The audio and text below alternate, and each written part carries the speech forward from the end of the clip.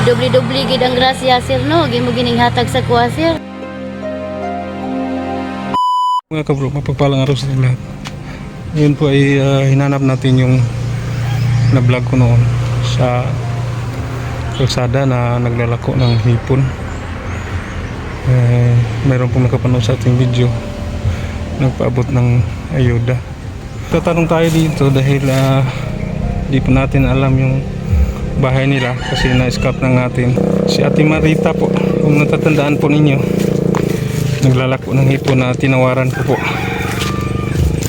Ayan, hanapin natin kung saan yung bahay nila. Ito na siguro. Sabi ng mga tao dyan sa baba, ito daw yung katuktok na bahay.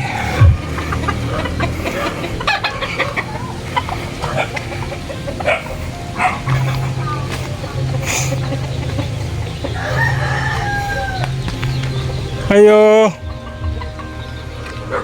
Ayo.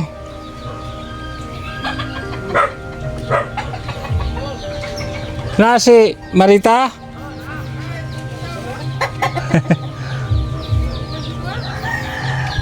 Ay hapon. Igunsan mo long. Igunsan mo si. Nanay mo. Ikaw to ang gage? Oh. Okay lang? Hoy. Te, mayong hapon. Kumusta?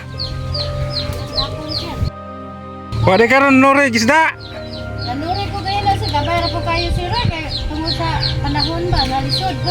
Unsay gisore nimo ganina te? Sir, ganang mga kasar. Alimasag. Ano pa? Sayang gamay. Yung hipon. So, kumusta ang kuan kita? Barato ko kayo sir kay tungo sa panahon sir niya sige ko buwan o sa mga akong tao. Ba? Gawa sa kung panuroy nimo te, unsa po ilain nimong nga rakit nga makakwarta ka? Maura gina sir. Muli nag-eskwela na ko sir. Sige dito daw. Nag-aaral ba? College? Nag-eskwela na ka? Asa pag-eskwela daw? Si Tio Tampungon? Unsa na siyang graduha? Third year na? Ilan ba ang mga anak mo dito te? Tulo sir niya. Tatlo? Sabi mo may PWD ka? Saan ba? Nandyan? Sa loob? Babae ba te? Lalaki? Yung kamagwangan sir. Anong kapansanan nyo te? Kung sa pudiyahan ka ng disability? Kanang napiang na siya sir ba niya. Wala gituloy ba? Di sa Kalakaw? Wala ka man sir. Di sa Kapanarbaho te? Makapanalbaho man siya sir. Di pangita ti ka? Diha sa ubos? Nada tayo grasya karon. Napoy nakakita sa tong vlog ba? Katong nangagi. Natay masugo te? Na ako'y bugas ito grocery sa ubos? Gani sir, ako bata. Oh, Naay mo pakisuyo. sir. Oh. Ito pangalan mo? Limar. Ha? Limar. Filimer? Ilan sa edad mo? Kuan. 30 taon. 30? Unsa kang graduha sa college? Third year nga. Kuan man kanang daghan sige pupunta andang naman. Oo. Abot og 30 ang edad. Ba, unsa sa kurso nimo? Kuan na kanang industrial ba. Industrial. Okay. Kumusta ang pag-eskwela? Nanguha lang yan para kalayan pa makahaman. Okay no. Ito ang mapaabot. Katabang ka sa imuhang imikanan. Og wa kay klase, unsa pud imuhang ginabuhat daw? Maguna sir ay magkuan ka na ni Ha? napoy kan ni limahan taon bidatnan. Meron kang mga hayop. Ayan mayroon siyang mga kambing diyang alaga. Trabaho pung usa sir niya. Oo. Wala po tayo para po pamugas. Saan nagtrabaho te? Dito sir, construction po. May mga kwante ano to te? Sangga? Oo, sakab na sir. Sakap?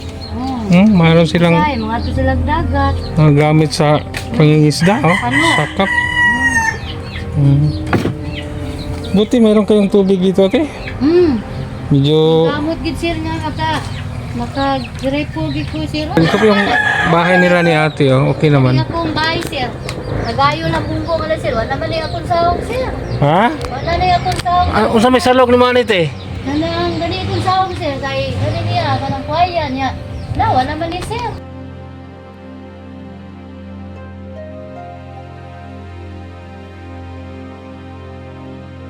Wala na lang sir. Gamay ra yung budget siyang allowance sir. Basta makabayad lang lang gid siya siyang project. Mao ba? Kay kanang mingon siya, ma, paitagit man no. Kaya itong kalisod, ako sige lang dong. Hinahinay na kita dong. Kay pakagrado ka dong, da naman kay ikapakita, makatrabaho na ka. Mao gito. Kaya ang iyang problema sir, third year college, niya fourth year, usan lagi katuig. Pero mo lagi, abot po niya sa eskwela sa fourth year, ato ko na siya mag-city sa Cebu. Mao sad gastos na no. Gastos na kay kayo sir. Yan, mayroon tayong 25 kilos na rice at saka yung groceries natin, madami to, halos kompleto to. Okay? Ha? Dong? Makasudaan na mo ani sa mong pag-eskwela. Taon-taon sir. Ha? Tatang Hindi na kita kami Oo. nakapalit sir, Oo. mga buwad-buwad. So, pagbutihan mo pag-aaral ha? Kasi mag-isang taon na lang. Graduate na ka. Tagana ni sir. Mm. Salamat kayo sir nga. So yan mayroon tayong groceries, saka bigas no? Saka buko pa niyan, bigyan ko kayo ng cash. Ito po ate, tanggapin po ninyo ate. 1,000 2,000 Salamat kayo sir. 3,000 500. Galing po yan ni Sir Steven of Melbourne, Australia and Sir G from UK. Saka mayroon akong idagdag ate. Ito pa ate, 1,000 para po sa may mabaon-baon si Yung budget. Pilmar no? Pilima. Pilimar, oh si Pilimar nag-aaral po. So mayroon po siyang pangbaon. So ang pira ninyo lahat ay 5,000. Salamat kayo sir. Yan po. Nagrasya sir ng gatag sir. Nabuligan di ka sir sa inyong pagpaningkamot po sir niya. Nakatabang po ka sir. Tao po sir niya po. Unang-una ating magpapasalamat sa Panginoon, pangalawa sa ating sponsor na sila si Sir Steven of Melbourne, Australia and Sir G from UK. No? Kaya kami instrumentor sa admi sa Ginoo. No? Una kita magpasalamat sa Ginoo, no? Una kita ang pasalamat sa Ginoo sir. O ikaw po sir, nag-sponsor po si Muha. Na maka atak-atak po din taon ka ba? Yan, maraming salamat po sa ating sponsor, Sir Steven of Melbourne, Australia and Sir G from UK. Meron tayong bigas, groceries at saka yung cash 5,000. Una sir, salamat po ko ng pag-ari nga na yung mga magdahom mo na day mga grasya po sir ba nga. Salamat po sir sa Ginoo gyud og sa Ito ang sponsor, no? mga po sir. Huwag imi mandahan sir na lagi tayo grasya sir sa itong pagsuri ganyan sir niya. Pait kayo sir niya. Giutang pa din taon. Giutang imong nilalako ganina ate. Kung soroy sir niya, malungkot na po ko sir ika si Mana. Kayo, ang ilang po taong trabaho sir, siniman naman po. Unang may kinsinga po, ang ilang ibayag sa buha kay Tampo Cebu. So karon ate, dako kayo ng grasya gyud sa inyo ate, no? Ako gigay sir. Kasi ko magdaon. Gawa sa atong groceries, napatay cash 5,000. Gid ate. Sige ate ha, kanang di na lang ko magdugay. Nya ikaw dong. So mag-aral na mabuti ha. Pag makatapos kayo sa pag-aaral, makahanap ng magandang trabaho, matulungan ninyo si nanay ninyo, no? Te, Sige sir. muling kamot lang yun nga, makapa-eskwela ni Pilamar, no? Sige sir, salamat. Sige, salamat kayo.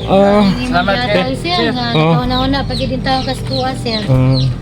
Ako yung pangita ang inyong balay, te. Kay, ako po tao nang igihingagaw nga mahatod og sayo para magamit po sa imong estudyante. Dito. No, naamoy bugas niya, groceries, cash, no?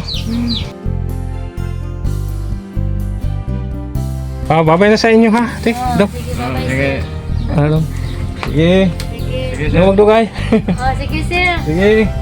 Salamat, ikay sir. May sapayan, te. Yan, natin na po natin ang dagdag ayuda para kay Ate Mirita. Yan. Natunto natin ang bahay nila. So, medyo tuktok na ang bundok. Maraming salamat sa ating sponsor, Sir Steven of Melbourne, Australia and Sir Jeff from UK. At maraming salamat din sa lahat ng ating mga viewers. Shout out nga pala Miss LC 130, si Rerek ng Teresa Waga, Ate Nida sa Athens, Greece. Yan, meron pa po tayong update sa bahay ni Tatay Jose. Pinaayos nating bahay sa Maglolo po. So yan, hanggang dito na lang po. Maraming salamat sa panonood niyo.